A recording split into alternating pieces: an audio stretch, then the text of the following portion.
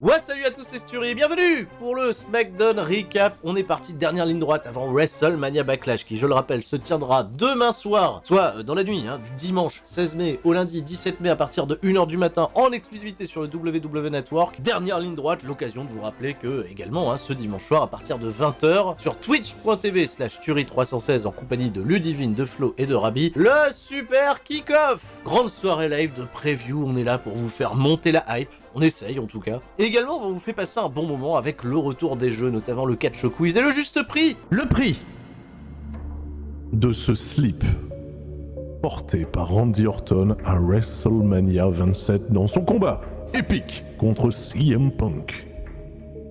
Et 2. Oh, yeah, yeah. Ah oui. Yes. Mais ça va pas. 1600 balles pour un putain de slip, quoi. Et il se met à grêler. Je sais pas si ça s'entend la grêle. Eh, la grêle, le 15 mai, la grêle. Le mauvais temps, en revanche, on connaît pas ça sur la chaîne CSL4. La seule chose qui pleut, c'est bien entendu des pouces bleus. Oh, je trouvais ça comme ça. C'est pas mal, hein. Puisqu'on est parti, on va parler de SmackDown avec le bras droit du chef de la table, Jey Uso, qui nous accueille et qui veut régler des comptes avec le frère. Jimmy Uso, qu'est-ce qui s'est passé? Les mecs, encore une fois, pendant une semaine, ils se sont pas passés un coup de fil, ils se sont totalement ignorés. Ils s'appellent pas, ils vont pas se faire une bouffe, rien du tout. Et non. Et l'homme qui est au centre de tout ce marasme n'est nul autre que le chef de la tribu, la tête de la table, Roman Reigns, qui se pointe accompagné de Paul Heyman. Mais alors, pourquoi y a-t-il autant de bif? Pat McAfee, Michael Cole nous rassure, on va nous diffuser un clip. On nous remonte les faits saillants de la semaine dernière du retour de Jimmy Uso, qui est pas d'accord pour céder autant d'attention au chef de la tribu. Ah non, pas trop, parce qu'il se souvient de ce qui s'est passé il y a 7 mois à Hell in a Cell, où Roman Reigns l'avait tout simplement attaqué avec la guillotine pour obliger son frère à abandonner. Alors c'est pour ça, on nous remonte des images, et les premiers mots qui vont être prononcés par Roman Reigns vont uniquement débuter à partir de 8 minutes d'épisode. Les entrées, on nous remonte, après les clips sont fantastiques, y a pas de souci, mais 8 minutes, tu vois, 8 minutes niquées. Et le tout petit reproche que j'ai face à ce programme, c'est que ce retour de Jimmy Uso intègre un excellent élément de storytelling dans l'intrigue, mais a tendance à faire passer le centre de l'attention en ce moment, Cesaro, le challenger pour Roman Reigns au second plan. Alors, Roman Reigns va encore une fois faire une excellente promo en s'adressant en priorité à Cesaro, qui considère, tu vois, comme un chouette catcheur. C'est un bon catcheur, j'ai du respect pour Cesaro. Voilà, il se tourne vers Paul Heyman, oui, c'est un bon catcheur. Mais quand il s'agit, tu vois, de jouer les premiers rôles, de main eventer des WrestleMania, alors attendez, Cesaro, il a eu combien d'opportunités en un contre un pour le titre?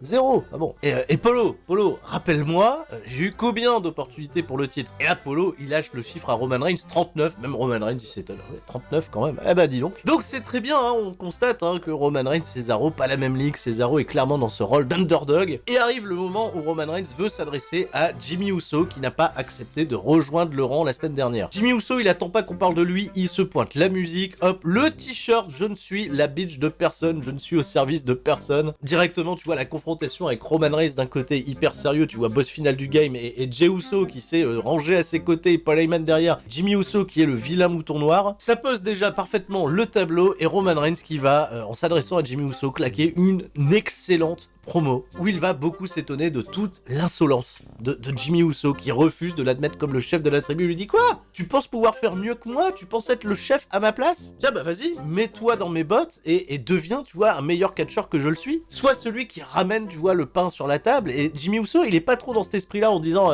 non, c'est juste que t'es pas le seul à accomplir des choses pour cette famille. Je veux juste accaparer tout le mérite alors que on est plusieurs, tu vois, à œuvrer. Et d'ailleurs, ça rejoint parfaitement le point de Jimmy Uso. Sa fierté, ce serait que lui et son frère reprennent les championnats par équipe, que Roman Reigns soit champion et qu'ils puissent travailler ensemble. Sauf qu'on l'a bien compris que dans l'histoire, Roman Reigns, c'est un putain d'égocentrique qui veut s'accaparer le mérite de absolument tout. Et ça lui va, attention, super bien. Donc tu penses que je vais pas être capable de battre Cesaro? Et Jimmy Uso ne dément pas.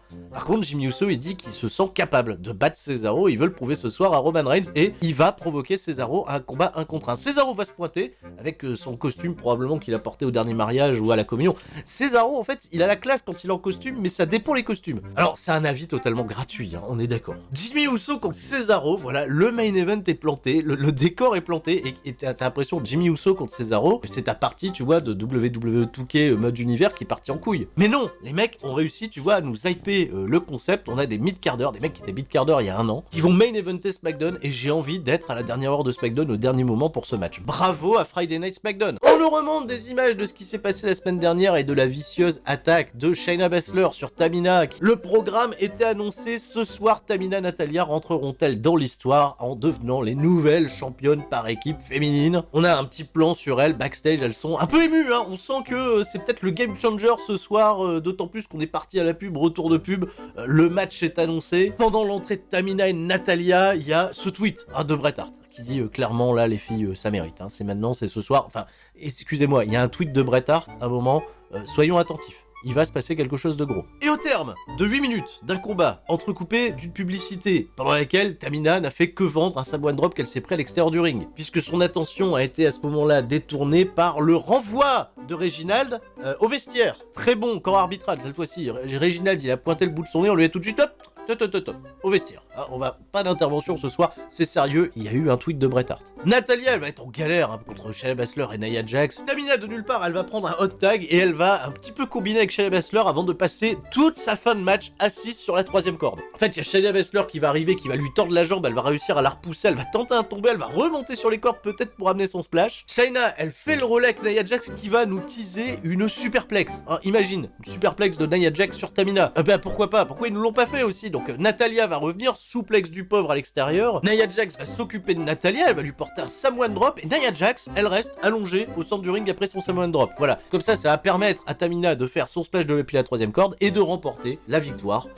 Et plein d'émotions, hein, directement sur le visage de Tamina. Les commentateurs qui nous ont rappelé 1 milliard de fois que Tamina, en 11 ans de carrière à la WWE, n'avait jamais remporté un championnat majeur. Voilà.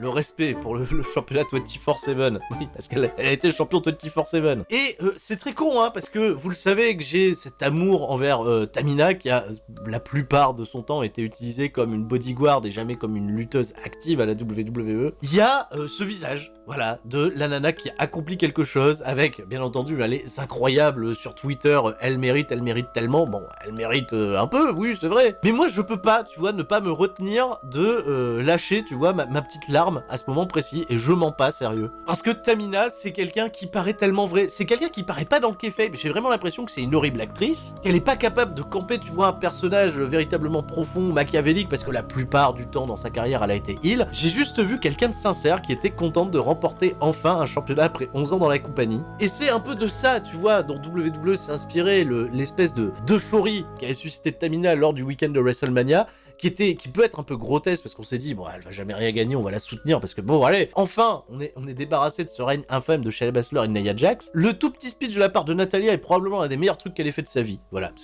elle nous a encore plus amené dans ce délire émotionnel. Les feux d'artifice, tu vois, pour que ça fasse vachement kitschouille et puis c'est gagné, tu vois, c'est gagné, j'ai pleuré. Et merci bien entendu de ne pas vous entretuer dans les commentaires comme j'ai pu le voir sur Twitter où j'ai dit tout simplement que le match était à chier mais que derrière il m'avait suscité de grosses émotions. C'était la guerre. Voilà, c'était la guerre entre les gens qui comprennent pas le délire Tamina et ceux qui se disent mais oui, mais ils ont viré des catcheuses hyper talentueuses pour ramener Eva Marie et là maintenant Tamina championne. Là. Ça va beaucoup plus loin que ça. C'est un autre délire, c'est quelque chose, voilà, on l'a un petit peu au fond de nous. Tamina, de l'amour, bravo, merci. Et je pense pas que ça va durer de toute façon. Est-ce qu'on a de l'intérêt autour de ces championnats par équipe féminin? On se tue à le répéter chaque semaine, mais bon, désormais Tamina peut apparaître et à SmackDown et à Raw.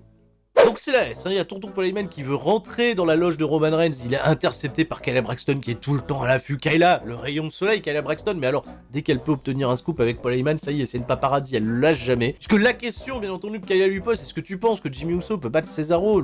Paul Heyman il botte en touche, il fait une chose dont je suis sûr, c'est que voilà, ce week-end, Roman Reigns va battre Cesaro, rester le champion.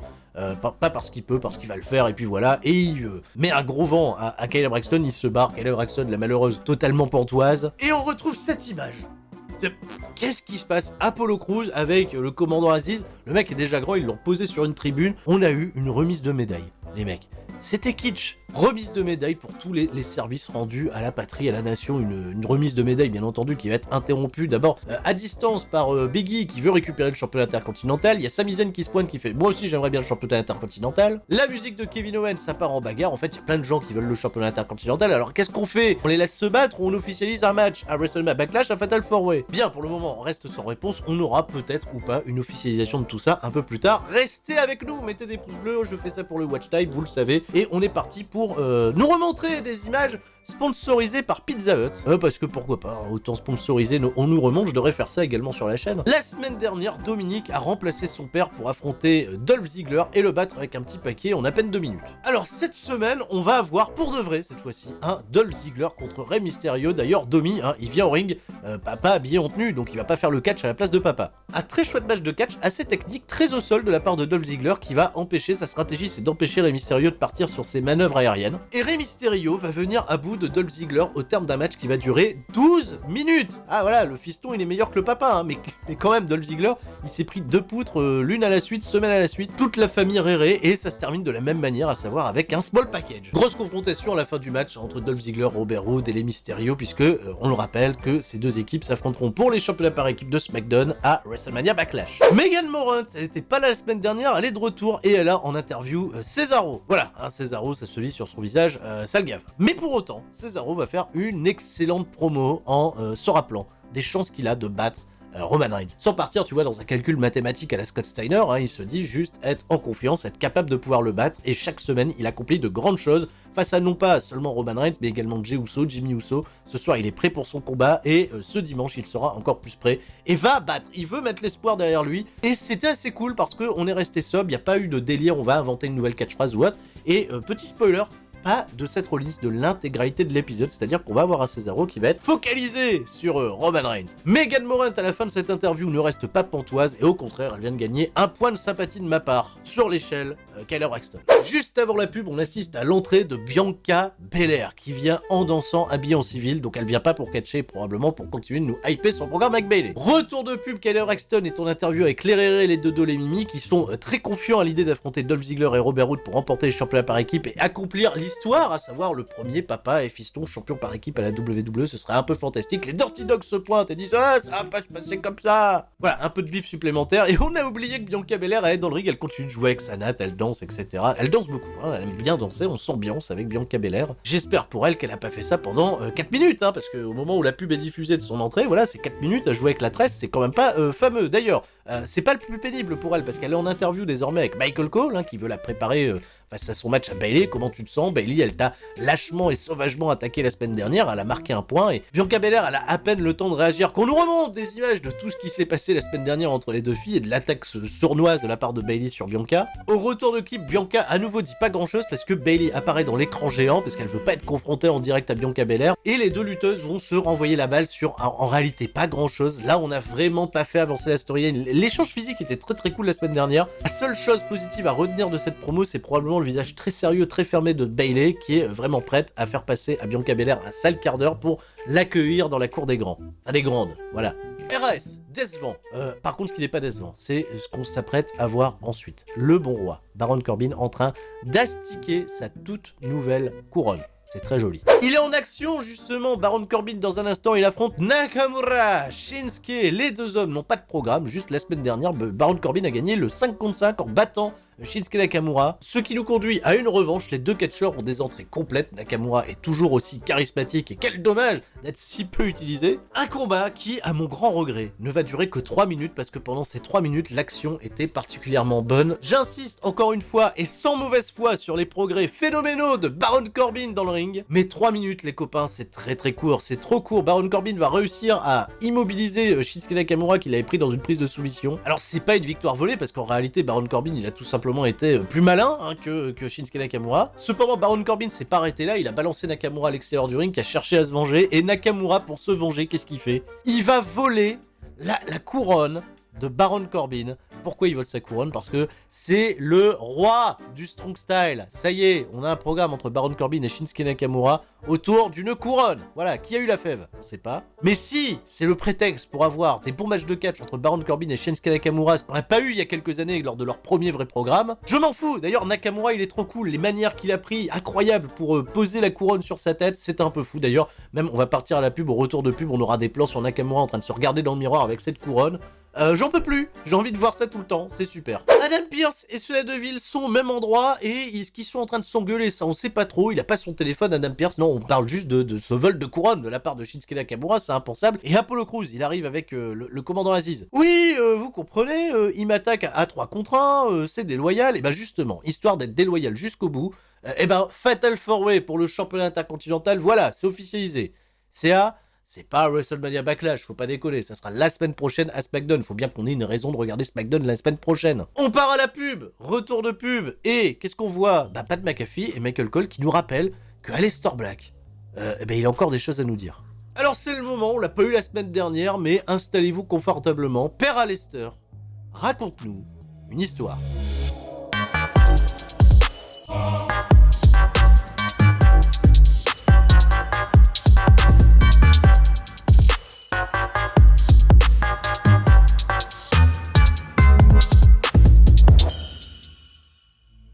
C'est toujours dans cette crypte sombre qu'Aleister Black va nous parler du procès par le feu. Il peut vous nettoyer ou vous consumer. Père lui a enseigné les cruautés de la vie. Père lui a enseigné la leçon. Chapitre 3, la leçon. C'est ce que Père m'a appris. Et j'ai été lésé. Je suis un homme cruel parce que vous l'avez jugé ainsi. J'ai été taillé dans de l'acier, tandis que vous étiez fait de poussière. C'est pour cela que j'ai été choisi. J'ai vu la grandeur, et je l'ai choisi pendant que vous avez choisi la médiocrité. Il est plus facile de s'asseoir et de regarder la vie que de s'y opposer. Je pourrais vous aider, et je pourrais vous donner cette leçon, mais je ne le ferai pas. Vous n'êtes pas un participant. Vous êtes un spectateur. Bam! Clac! On referme le livre. Encore une fois, grosse proposition philosophique de la part de Aleister Black, qui, voilà, a été l'élu pour livrer des batailles que vous-même, pauvre mortel, ignorez totalement le fonctionnement. D'ailleurs, vous n'êtes que des spectateurs, vous ne pouvez pas vous battre, vous ne pouvez pas devenir fort. Il n'y a que Aleister Black qui peut, et d'ailleurs c'est pour ça qu'il a été choisi par Père, et il est mieux que tout le monde. Est-ce qu'on peut encore faire des théories ou quoi? Alors c'est joli, bien entendu, il y a de l'habillage, tout ça, et on est parti sur un trip totalement, encore une fois, égocentrique, je suis l'élu, je suis... Si ça se trouve, Aleister Black, après toutes ces promos, il va faire un match, il va paumer en 10 secondes, et il va faire... J'ai peur! J'ai très peur, hein, alors qu'on est peut-être en train de s'hyper en disant le mec va être trop badass, il va être trop cool, tout ça, mais j'ai un peu trop de crainte vis-à-vis de WWE et de l'importance donnée à ce genre de personnage qui s'apprête à vivre une destinée totalement incroyable. On a beaucoup parlé de Abe Vonson, qui n'a abouti à absolument rien il y a un peu plus de 10 ans. Donc quid de mon enthousiasme à l'idée des débuts du repackaging d'Aleister Black. Pour le moment, j'espère ne pas vous mettre trop de hype, et d'ailleurs je ne m'en mets aucune. En revanche, un catcheur qui a une hype incroyable, c'est Jimmy Uso, parce qu'il s'apprête à aller affronter dans ce main event Cesaro. 9 minutes 35 de match, un match pas excellent sur tous les points, parce que Jimmy Uso en effet c'est le match de reprise, et par moment il est un petit peu à la traîne sur les spots. Il va cependant s'interrompre avec l'intervention de Roman Reigns, qui va profiter d'un moment opportun pour attaquer Cesaro à l'extérieur du ring en compagnie de Jey Uso. Une intervention qui, en plus de provoquer la disqualification de Jimmy Uso, va le mettre dans une colère noire, hein. Et c'est bon, j'étais en train de catcher, j'étais peut-être capable de le battre, et Roman Reigns va avoir tout ce discours avec Jimmy Uso qui va se barrer, il va pas vouloir le regarder, c'est Roman Reigns qui va lui courir après, qui fait « Hey, on s'en fout de ces matchs-là, ce qui est important, c'est les matchs avec de l'argent en jeu, c'est les matchs pour le titre. C'est ce qu'on vend en pay-per-view, ou pas ce genre de petites rencontres là, c'est de l'exhibition, c'est un match de foot entre potes. » Jimmy Uso, clairement, hein, il est saoulé. Pendant ce temps-là, il y a Jey Uso dans le ring qui est en train de se faire maraver par Cesaro, hein, qui est en train de faire son comeback. De ce fait, Roman Reigns, il repart dans le ring, tu vois, pour s'occuper de Cesaro. Il va encore une fois se laisser distraire par Jimmy Uso qui est resté à l'extérieur du ring, et Cesaro va prendre l'avantage sur tout le monde. Il va même porter un super kick sur Jimmy Uso qui a tenté d'intervenir dans le ring, pour finalement, tu vois, porter 2 neutralizers sur Jey Uso, hein. Roman Reigns, il a quitté le ring, il y a des gros face-off qui se font, qui sont très intéressants entre Cesaro, Roman Reigns, on le sait, hein, c'est dimanche, donc il faut faire grimper la hype. Un chouette moment, la position de Jimmy Uso qui est toujours pas claire vis-à-vis de son chef tribal, hein, qu'il ne considère pas comme son chef tribal, mais qu'on n'a pas encore senti, tu vois, rangé du côté de Babyface, du côté de Cesaro, et juste un homme, hein, face à tout ce merdier samoan. J'ai vraiment trouvé que cette fin de match, encore une fois, était excellente. Voilà, si avec ça, vous avez pas la hype pour WrestleMania Backlash, il y a peut-être d'ailleurs plus de hype grâce à cet épisode de SmackDown que grâce au Sturistradamus, hein, où vous êtes, j'ai vu, hein, inscrit en masse sur Univers Prono. Et d'ailleurs, hein, n'hésitez pas à revoir cette vidéo, hein, Sturistradamus, ou la découvrir si vous l'avez pas encore vue. Je sais qu'il y a beaucoup de vidéos sur la chaîne et des fois vous pouvez en zapper, c'est pour ça, abonnez-vous, pensez à mettre la cloche et à lâcher un maximum de pouces bleus. Sur ce, je vous dis à très bientôt, c'était Sturi, et tout le monde reste fort Ciao, bye bye. The original gangster, baby.